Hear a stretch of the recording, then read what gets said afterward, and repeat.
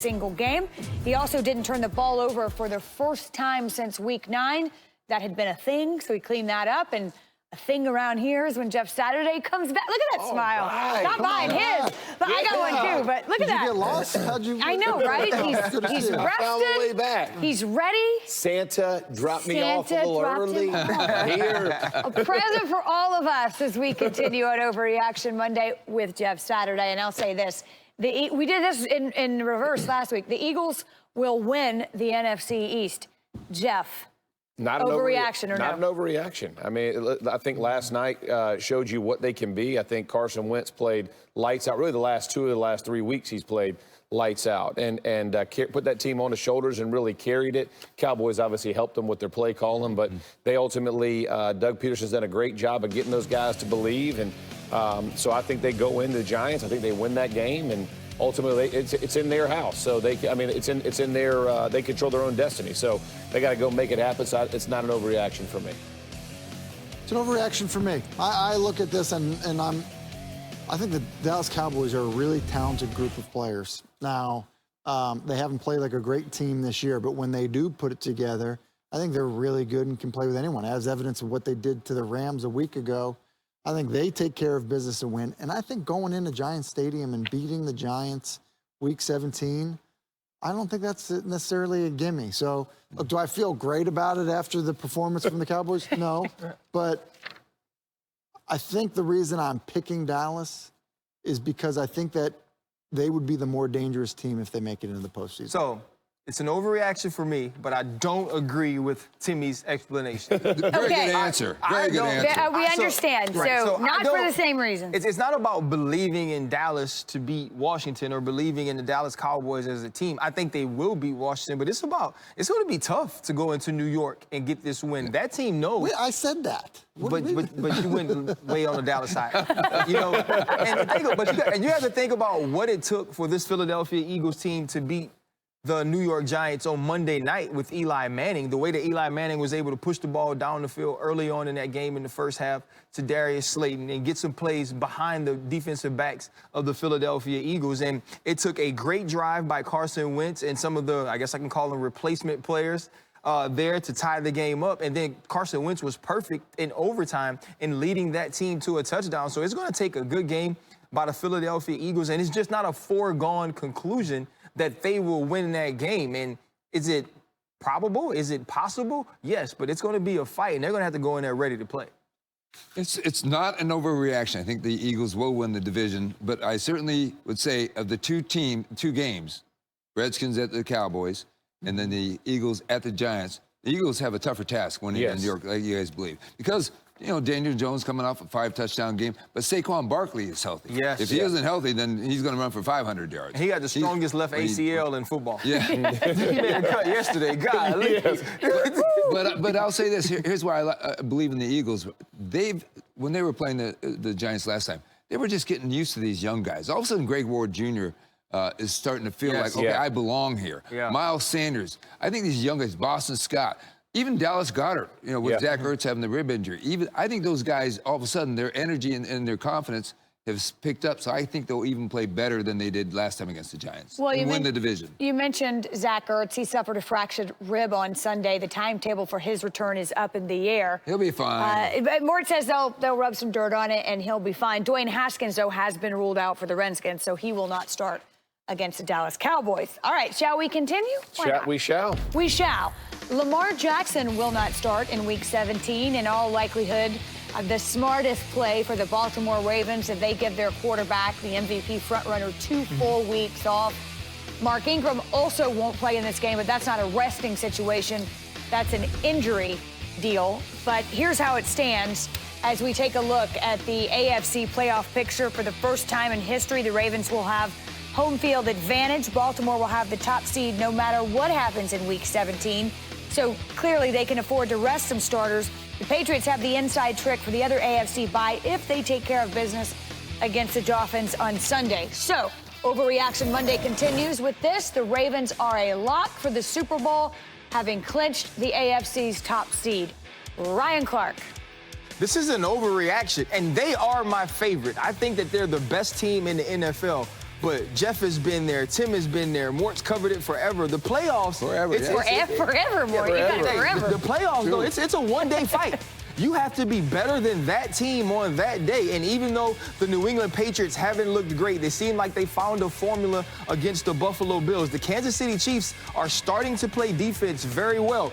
Since Mexico City against the Chargers, they haven't given up more than 17 points. No touchdowns in the last 2 weeks, and we know what Patrick Mahomes can do. And so it's not going to be a cakewalk in the AFC. To me, are the Baltimore Ravens the most complete team? Absolutely. But you mean to tell me if Patrick Mahomes gets hot, if Tom Brady finds an outside receiver, N'Keal Harry continues to play well, and that defense picks up, as we know Bill Belichick has been known to do when you give him a day to stop what you do best, this is going to be a very interesting AFC playoffs. The Ravens are the favorite, but it's not a foregone conclusion that they will be the team to represent the AFC.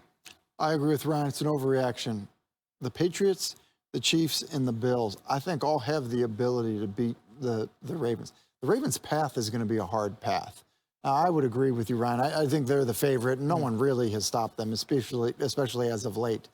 But I also think there's going to be an element that changes in that they're going to rest Lamar Jackson for 2 weeks. He has played in the postseason before, but I just think that there is also another energy of the postseason. You alluded to it.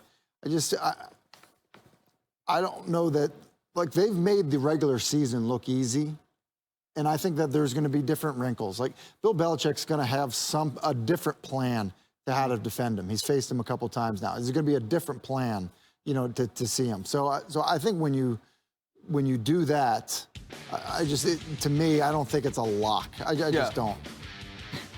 I'm going not an overreaction here. I'm going to take the. So you going to crown him? You going to crown him? Crown him right now. Crown him. That's censored, by the way. Yes. Nice try. Exactly. Listen, I said this a few weeks ago. I love what the Ravens have done. I think them resting the next couple weeks is going to be important. I agree. I think the last couple weeks, I think everybody fell in love with the NFC, talking about how hard their playoff runs were going to be. The AFC, everybody has kind of ramped up, right? So I agree with you on the Chiefs. I agree with you on the Patriots. Bills, probably not in the same boat with you on that one, that they would give them a chance. But that being said, I think clearly this team is the best team in the AFC, right? And they're playing the best. Okay. And here's the thing about them. I don't know if this is all because of Lamar Jackson, but even yesterday when they started slow, the game didn't look good.